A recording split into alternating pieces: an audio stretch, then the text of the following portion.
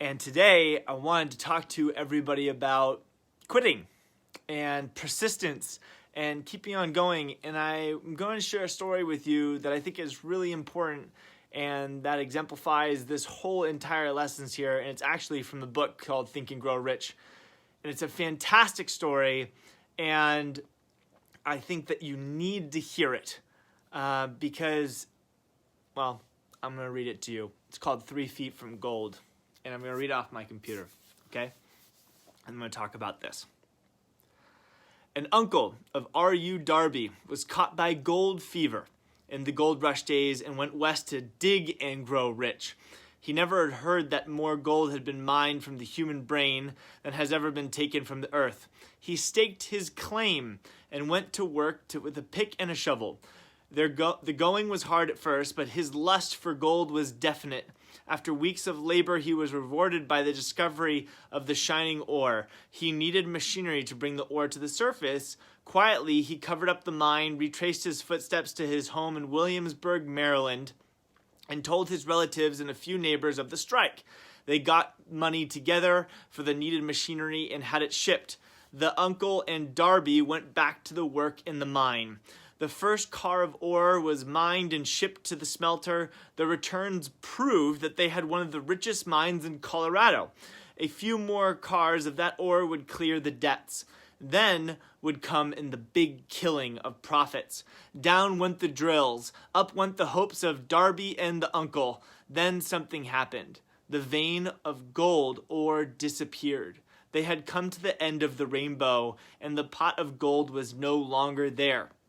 They drilled on desperately, trying to pick up the vein again, all to no avail. Finally, they decided to quit.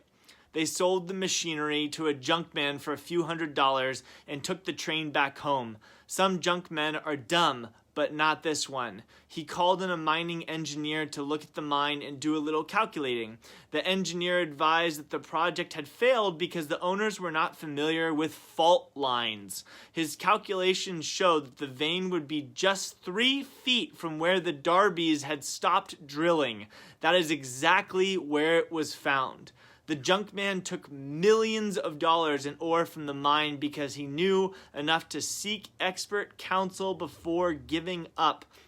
Most of the money which went into the machinery was procured through the efforts of R.U. Darby, who was then a very young man. The money came from his relatives and neighbors because of their faith in him. He paid back every dollar of it, although he was years in doing so.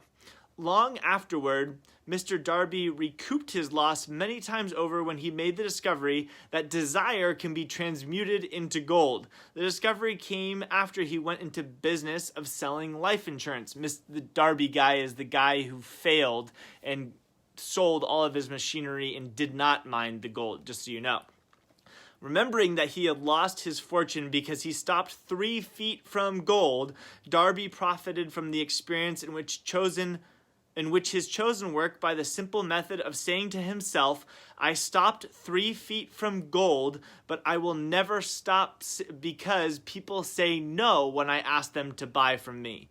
Darby in his day was one of the small group of fewer than 50 individuals who sold more than $1 million of life insurance annually. He owed his stickability to the lesson he learned from his quitability in the mining business.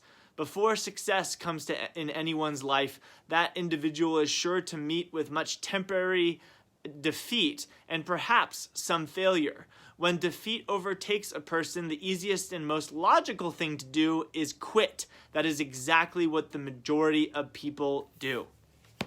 I wanted to read that to you, this story about being 3 feet from gold, because like he just said in the end of this story here, the easiest thing to do when things go wrong or you're temporarily defeated or you have failed is to quit.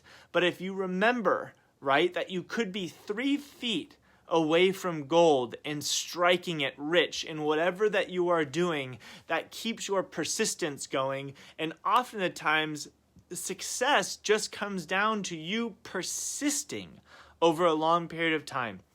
So, if you have been defeated or you have gone through temporary failures, remember, persist, persist, persist. Keep on going, keep on going, keep on going, making the effort to continue trying, to finding different ways of doing things, and to constantly move forward. And hi, everybody who is tuning in here. I'm just going to give you a little wave back.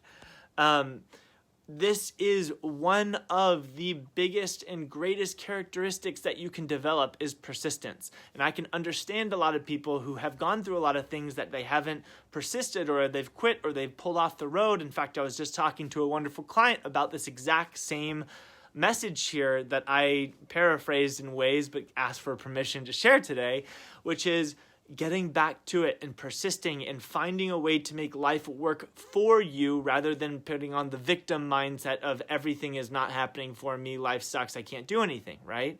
We don't want to put ourselves in that place, and we want to get back to a place of abundance, that the answers are out there, that the solutions are out there. So if you have been in a place over the past few weeks or the past few months, maybe even being in this group, or you've been trying to do something and you have pulled off the road and you have paused and stopped, or maybe even quit, I would highly encourage you to keep on going back at it, to reemerge from that failure or from that temporary defeat, and to persist until you strike it rich again.